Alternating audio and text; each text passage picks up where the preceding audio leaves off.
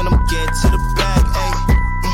Got the foot on the gas, pedal to the metal when the lane moving fast, ayy, ayy. Let them all cross. If they hate, then let them hate and make a bigger boss, ayy. Hey guys, before we jump into the episode, I wanted to let you know it is brought to you by Revenova, the official TMS provider for the Freight Coach. You guys, I've been a broker for a long time, and the tools that are at your disposal with Revenova help you eliminate bouncing between systems, which improves your accuracy when you are managing multiple tasks throughout your workday. Plus, it's built into the Salesforce cloud, so your CRM is fully integrated with your TMS, eliminating yet another silo. In today's day and age, you are definitely concerned about the safety of your data. With Revenova, it's fully protected. They have cutting-edge security that keeps your information safe so you can focus on what matters most, and that's growing your business. Speaking of growing your business, with Rate and Lane IQ, you get real-time pricing and route recommendations, helping you optimize costs and improve operational efficiencies, which ultimately helps you make smarter decisions. If you are like me and have recurring shipments from non-EDI customers, they have intuitive cloning features that let you easily replicate previous shipments, saving both shipper and carrier rates with just a few taps. If you are ready to learn more, visit www.revenova.com to request a demo. Just do me a favor and let them know that the Freight Coach sent you. This episode is brought to you by SPI Logistics, the premier freight agent logistics firm in North America. For over 40 years, SPI has been diligently building the most successful freight agent network to provide first-class relationships for our shippers, receivers, and carrier partners. We are more than another transportation network. We are a dedicated team of professionals united by one singular purpose, and that is to expedite our agents' success. All of our agents are set up for success on day one, as they are provided with a full suite of support staff that is ready to assist them with everything from after-hours emergencies to financial and administrative needs on a no-fee basis. This way, you can focus on continuing to grow your business. There is no financial risk to start, and you have the ability to earn up to 75% in commissions. If you are looking to take control of your financial future and build your business with the backing of one of the most successful logistics firms in North America, visit www.spi3pl.com to learn more. Do me a favor and let them know that the Freight Coach sent you. What is up, ladies and gentlemen? We are back. We are live. It is the Freight Coach Podcast, the top podcast in transportation, coming to you guys every single weekday, 8:30 a.m. Pacific, 10:30 Central, to break down some industry headlines. But most importantly, you guys provide some actual insight into what you can do with all of this information. If this is your first time tuning in, welcome. This is the real side of freight, ladies and gentlemen. And I say that before every single show. And what I mean by that is I only speak with transportation professionals, because at the end of the day, you guys, I want to talk to the right individuals who have done what you're looking to do or who are currently doing what you're trying to achieve, so you can take that information, apply it, utilize it, and see a meaningful difference in your business and your life. Happy Tuesday, everybody. I got a very special guest for you guys. I'm going to bring her up here in a second.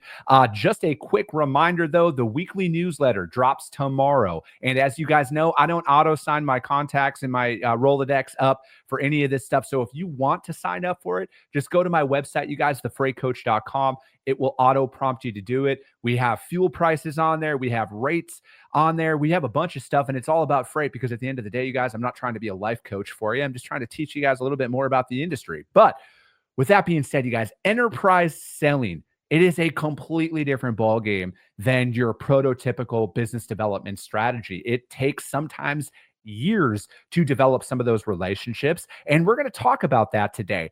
And there is nobody who is more qualified than my friend Sara Black with Luminaries Consulting. So Sara, thank you so much for joining me. Yeah, good morning. Thanks, Chris, for having us. This is awesome. No, absolutely. I'm really looking forward to this. And, so we kind of always start most episodes like this, Sara, and especially for new guests to the show. But how'd you get your start in the industry? What brought you into transportation? So I fell into it, as many do.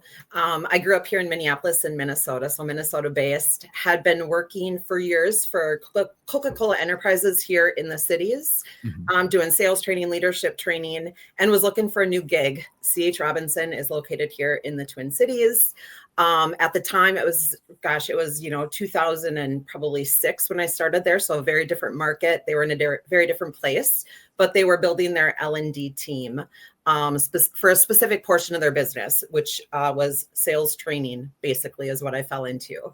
So started my career there more based on what I had been doing, kind of a sales training, leadership training background. Fell into the 3PL world, supported their produce division for a couple of years. Then their more typical transportation division, as well as global forwarding in both North America and Europe. So spent a lot of my time on the road for about 8 years there. While they were building the business in a really exciting way, I was in front of the people, helping them to bring the best practices to fruition on both the carrier and the customer and the leadership side. So that was great. Spent, as I said, 8 years there. Took a little leap, went to Land O'Lakes for a couple of years. So kind of again, more on the shipper side, working with their sales team. And then in 2018, a friend, Holly LaBoda, that I had met at C.H. Robinson, and I officially launched Luminaries to get back into that logistics space, doing what we loved and still love today, our passion. So you guys are, you guys have been doing this for a while now. And Holly, she was at C.H. Robinson with you guys, and you guys are only working with transportation companies, right? To if memory serves me right. For the majority of our portfolio is transportation, then we still dabble on the food shipper side as well. So we have a couple of that, but yeah, we're the link. This is what we love. So how do you guys work with like a food shipper? Because I saw you guys were just out at Food Shippers Conference a couple of weeks back. And so how do you guys kind of be that intermediary? Like, are you guys teaching those clients a little bit about logistics? Or we're not. So to clarify there, because that's a great question. So we are not working with the logistics side of the shipper. We are actually working with their sales team. Oh, wow. Yeah. So think of the dairy food sales folks out there selling the butter, the cheese, all of that to restaurants, the retailers. We're helping them. And so it's the sales skills, and we fit that in any organization we work with. So we're not working with the Land O'Lakes, logistics team on how they buy. We're not that piece of it. But we get the perspective. We know it's important for the shipper as they're going to market and what their goals and what they're working towards. So that whole link of the supply chain, we do feel that is a core part of what we understand differently.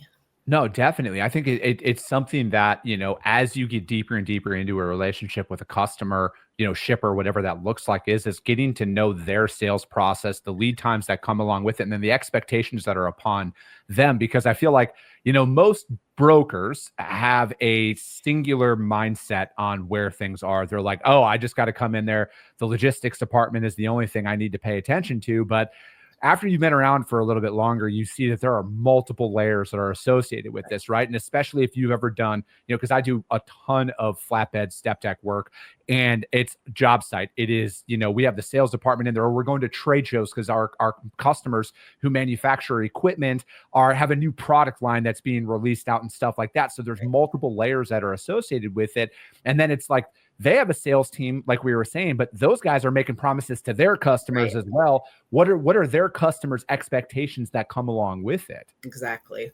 Yep. And that, linking all of this back to like enterprise sales, that's what it's all about, right? Like these complex shipper organizations, really understanding what are they trying to do, each division, each business, unit of that organization. So you can align to that, match to that, determine if it's a fit even, right?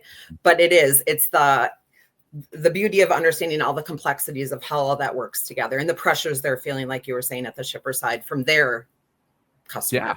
Yep. No, exactly. And that's another thing too, that maybe it's just because after I became a business owner, a lot of this stuff just started clicking to me is like, all of our customers have competition as well. There are, I don't want to say a million dairy producers out there, but, Land O'Lakes has competitors. Everybody has competitors out there. So they're trying to see how can they become more effective. And, again, and if we're sitting here, I know a lot of transportation people, and I'm not sitting here talking about freight rates, you guys, but they love to complain about rates. Is like, they think rates is the only deciding factor. Well, a lot of these larger enterprise customers, it's a cost per unit basis, and that's what they're selling on out there in the market. So why would I, hypothetical example, buy a truckload of butter for you for $10,000 when I have somebody else who's coming in for $8,000, and then multiply that by 100,000 shipments and tell me that that's not a massive cost savings that can come into that play? Right. And that's where it's just the change of the narrative, right? It's the price to the cost savings, the load to the lane, or that, it's just multiplying the impact and understanding what that means to them, because they're after something bigger. To your point, there's something there, and figuring out what that is and matching the language and all of those things is so critical. No, absolutely. And so now you guys are, you in particular, I know we're both instructing at the Sales Summit in San Antonio here, guys, and Capital Ideas Conference in a couple of weeks. This is on Saturday. I'm really excited about this. Like, I was talking with Eileen Dabrowski as well. And I'm literally going to have a notebook and I'm going to be ready to go, because like, I'm a student of all of this, right? Like, I don't care that I've been doing this for 15 years and that I'm even instructing on Saturday. Like, I'm here to learn as well. And if there's anything that I can learn from you or Jim or any of the other instructors that I can apply to my business, like, I'm all ears, like, I'm not going to ever sit here and say like, oh, I've been doing this for this long. Like, I don't care. I'm out here trying to see, how can we increase our revenue? How can we onboard more customers? How can we grow our business?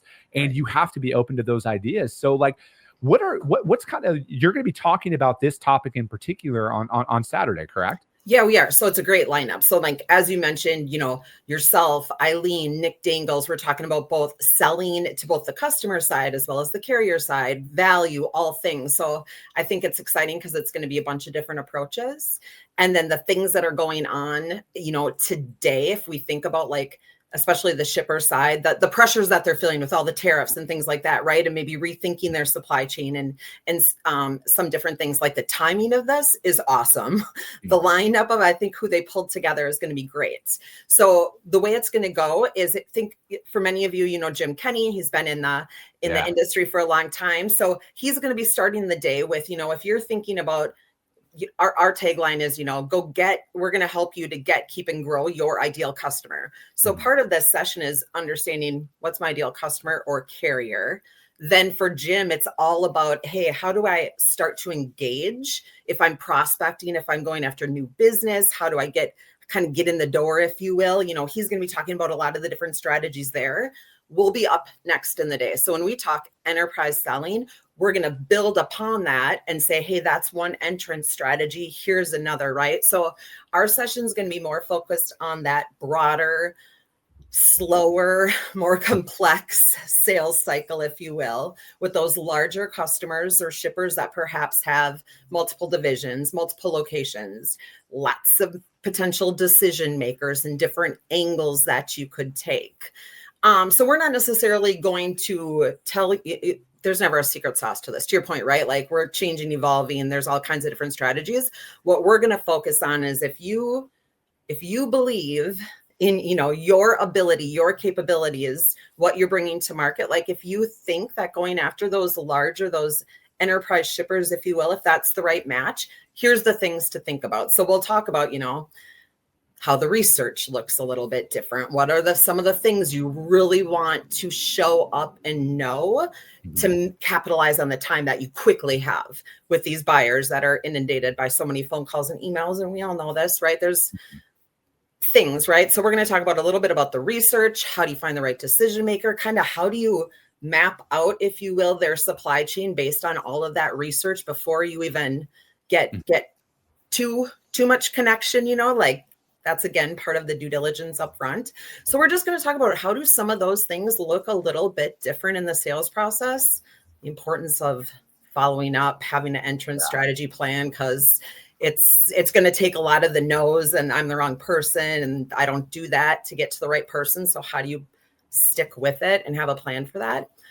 So time on that, but also on you're going to get them, but then the keep and grow. So if you land them, like, yay, perfect timing, your solution fits what they need. Maybe they're going through something where this is your time to jump in and show them what you're made of. Then are you prepared to do that with a larger shipper? Are you thinking about KPIs? Are you ready for business reviews? Are you ready to connect different subject matter experts to them internally? Are you positioned to show up like that? Because it's one of those things, like, when you get those opportunities, you want to be successful and do it right and continue to grow the business as well. So a lot of stuff that we're gonna talk about, and hopefully get into some different best practices, and we'll allow some of that conversation to happen within the folks there too, because we know everybody's doing some good stuff in this tough market. So what are they hearing from the shippers? And that's one thing that I'm really excited about is because I love the open format that we're Yeah. really going to be bringing to the table, right? It's very interactive, and that's how I like when I'm out there speaking about any topics, or if I'm doing because I also do the new broker success course inside of the TIA. I like to be open format with it, where it's like, hey, I'll lecture for a little bit, but like you guys are all individually going through stuff. Let's kind of attack that. Let's see what's going on out there, and when it comes to enterprise accounts in particular. I think there's a lot of misconceptions out there, Sarah, that you can just like cold call some of these enterprise shippers and get set up like you can with a smaller business and stuff like that. And I think like you need to, I think the biggest thing that most people need to understand before you even reach out to an enterprise level shipper is the amount of money you need to be able to process the volume of invoices that they're going to be pumping through, right? Because if you look at the largest bottled beverage companies in the United States, they move hundreds of thousands of shipments a month. Do you have the capital required and the credit that you need to be able to process those shipments? Because if you don't, that's why I say don't get to the end, the goal line with some of these accounts just to find out, oh shit, I don't have 7 figures of credit to give them that they need on a rolling 30-day basis to move their freight. Right. It's true. And that's to your point, don't get so enticed by the name or we want to be part of that, because it doesn't necessarily, if it doesn't fit, it doesn't fit. Be proud of who you are, show up to the right size customer that's going to value what you do and what you bring. Right. And no one who really wants to be one size fits all. Like at the end of the day, you want to be different. You want to have value. You want to be able to say what you do for them specifically that's different than the next person down the street type of thing. And to your point, you're not going to go in and try to move a load, right? That's where I was like, it's thinking lanes, it's thinking geography, it's thinking way beyond the load or the phone call of how can I get in the door. And that's where the change of a little bit of that research comes into play, because you want to know ahead of time, are we a good fit? To your point, how big are they? Are we going to need a bunch of insurance? Are we going to need financial backing? Or do we have the proof, the case studies, the white paper to show we've done this before? And if you're not there, you're not there. Maybe you don't want to be there.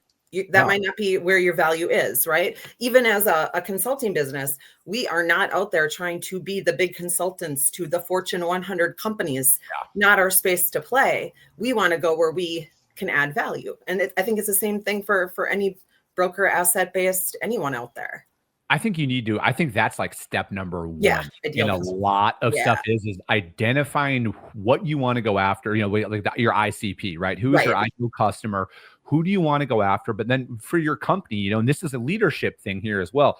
Where do you want to go long-term, right? Like, are you looking to build the next C.H. Robinson or the next Knight Swift? Or are you looking to build that rock solid $20-30 million operation that just services the upper Midwest, for example? And that's where you want to stay. Know where you want to go.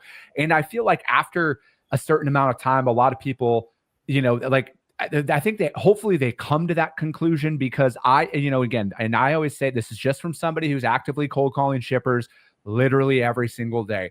The more direct I am about why I'm calling them today, stands out in a crowd, and I get further along in the cold call process that comes along with it. The more vague that I am, it doesn't work anymore. It used to when I started cold calling. Because the environment back then used to be, once you get somebody on the phone, after a couple of phone calls, you kind of get a prove it shipment. Right.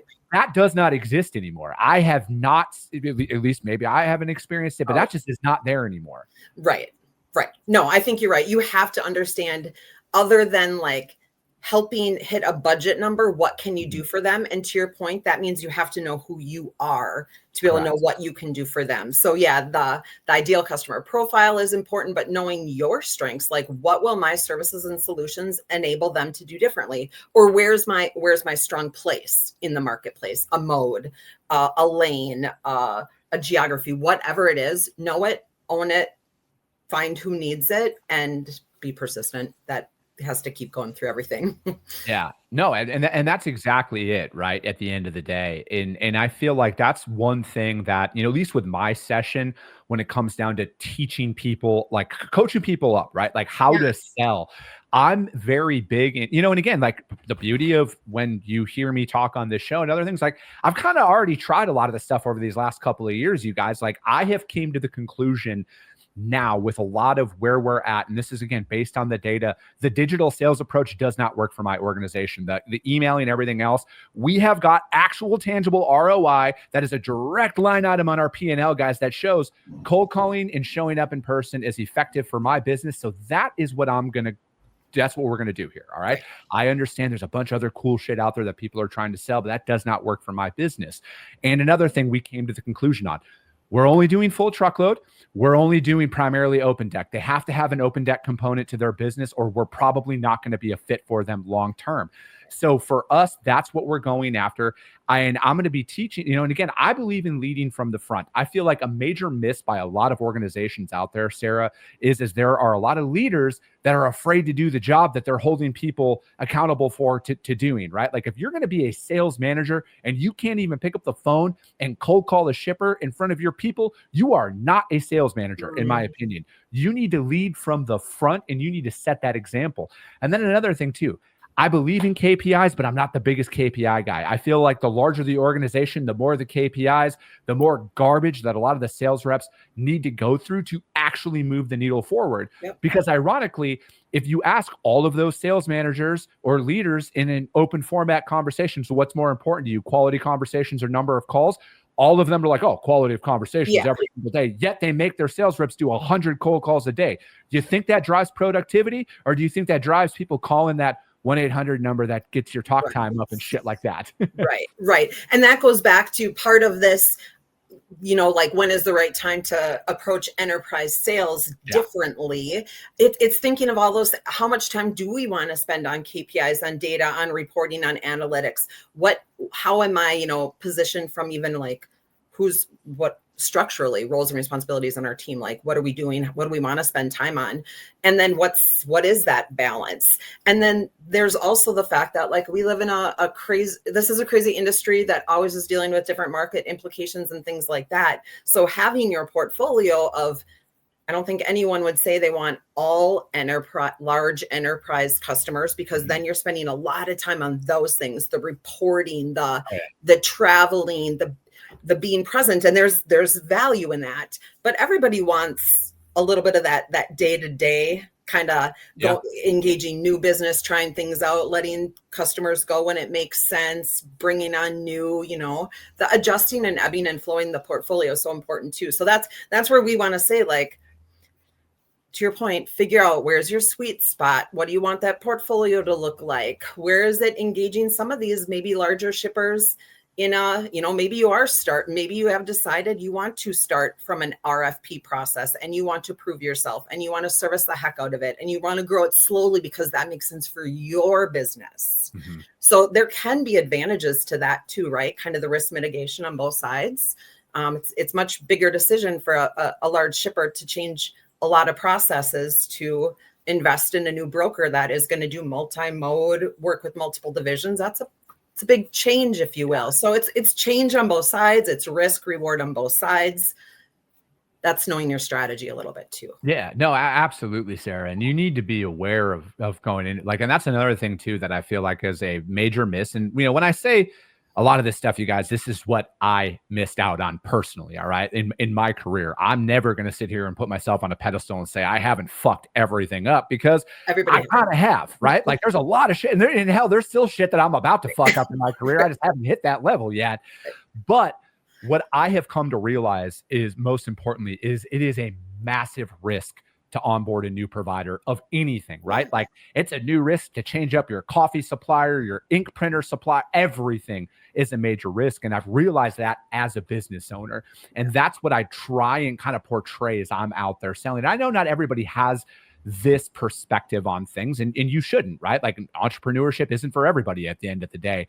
But if you're out there and, maybe you should look at it like this, like your book of business, for example, when you bring on a new customer for, and if you've been there, you've probably also brought on some customers that weren't a fit long-term for whatever reason. And then you stopped working with them. That's how people perceive you at the beginning because they've been through this before. There is very little you can do or say in the prospecting process of it that they have not heard 100 times over and had it all blow up in their face based on what they've been sold on. Right. So it's like, again, ultimately, I think that your approach, I like what we do at the end of the day is we tell people, hey, we're not for everybody. This is what we don't do. That's actually been one of our greatest assets in business development is telling people, hey, we don't do LTL. We don't do that. This is what we do. This is our specialty.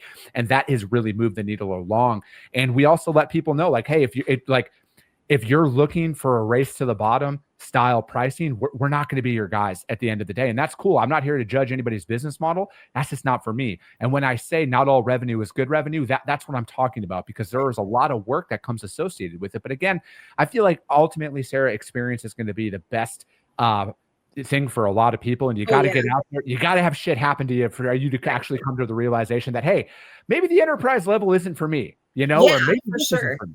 Yeah. Or maybe we didn't realize our ability to actually compete. And we do bring value to the enterprise level too. Like sometimes there's that realization of we don't realize our capabilities and where they're needed, or maybe we just haven't found the right shipper that is large and complex that appreciates that level of expertise or mode or specialization or whatever that might be.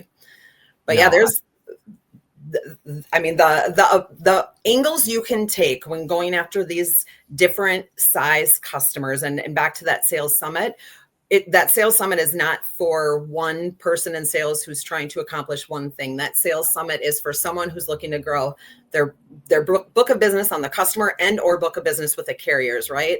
And all of these different considerations and best practices is what we'll put out there that day. And I think there's going to be something for everyone because everyone's going to be in a different spot needing something else. Yeah. And that's exactly it. Right. And, we're, the approach that, a lot of what I'm taking is kind of like where my business is, right? Like building a sales framework that we follow. That was one thing that we kind of missed on early on. And now like, this is just something that we do every single day, whether, when it comes to our cold calling, our customer contacts. And then I have an accountability partner in my business partner. We send each other texts throughout the day. Hey, hit this call, hit this call, hit this call. So we're holding each other accountable, right? And then we've built a framework around that. And that to me is like, it doesn't matter if it's just you, if it's you and a business partner, or maybe you're leading a team of 30 people who are out there doing it. There is a lesson to be learned at every level of organization that you're at. And I feel like the ones who are going to continue to grow and succeed out there are the ones who, at least in my opinion, I treat training and development as a zero sums game. There is no end line. There is no, I've been doing this for so many years, I'm good. Because as soon as you do that, somebody who is hungrier than you is going to steamroll you out there. Right. And quite honestly, as soon as you find one method that works, it's going to be on to the next. Oh, great. You found an email that you started getting a response, but now people are engaging in a different way. Like you have to keep it fresh too. Mm-hmm. And going back to some of the old school tools, to be fair, right? Like to your point, it's not all going to this marketing campaign. It's, everyone's going to this. I'm going to pick up the phone. Yeah. And thinking about what's actually changing day to day where I might, again, be unique, have a different entrance strategy, do what not everyone is doing. So I love the keep it fresh, keep learning. It never ends. I want to ask you something here, Sarah. And this is because like I've been, it'll be 5 years next month since I've been self-employed. That's awesome. You're coming up on 8 years here about that. You've been in my viewpoint on a lot of this stuff. If everybody is running to the right with something, I have found success in turning to the left and sprinting and doing the literal opposite of what the masses say you should be doing out there. What have you experienced? Well, I think that's a good thing to be considering, right? Because if everyone's chasing the same thing, that means someone's not chasing something. Correct. So I would say that's a healthy mindset. And we try to think of that same thing too, because there's someone else that here's what everyone's doing right now. And you can flock to that and you can get on board and there's nothing wrong with that, but someone's figuring out the next thing or someone's over here thinking differently. So there's advantages, right? I love that. And that's just, because again, I feel like as everything is pushed out there in a certain direction, eventually there's going to be a resistance to it, but then eventually I think we're going to reach a point of people are going to be like, how do I even know this is a real thing anymore? Yeah. Like, and I feel like there's just certain aspects out there that, again, the identity of my company long term, I want people to know that we're real human beings. We're shaking hands with people. We're going to go back to the old school, of doing things, because I feel like that in a very short amount of time, that is going to be the only way to actually develop business, because how else? I personally think it's going to be bots calling bots. Yep. And then people are going to be like, oh God, they're making all this great contact, but it's like shippers are just going to put a bot in there that's going to field all inbound calls. Right. And then to your point, the differentiator is the person that's cold calling, that's doing things differently, that's calling doing check calls throughout the day, like the cycle of it is hilarious in a way, but I think you're doing things right, thinking about what people aren't thinking about. Yeah. I think that's the only way to really go about things. But, hey, as I said before we went on, we're already at time, Sara. Awesome. How does anybody reach out to you guys at Luminaries to find out more about what you guys got going on? Yeah, so feel free to reach out, check our website, look at our stuff, if you will. Reach out to me directly or Holly LaBoda, Sara@luminariesconsulting.com, email. Get with me on LinkedIn. Just let's connect. Conversations I'll be at TIA, as you will. And so we're at a lot of the conferences too. So lots of ways to connect. Perfect. Sara, thank you so much for your time. That's going to be it for today, ladies and gentlemen. If you guys can't find Sara or Luminaries, hit me up. I will gladly put you guys in contact with them over there. But that's going to be it for today. As always, if you guys got value in what you heard, which you better have after this one, there's a lot of action coming at you here, and you're not subscribed to the show, you guys subscribe to the show. If you're feeling really ambitious out there and you think your network can benefit from this, rank the show on iTunes and Spotify, because that's what helps it get out there even further, is because if you saw value, your network will see value as well. I appreciate you guys. I love you guys, and we'll be talking to you soon.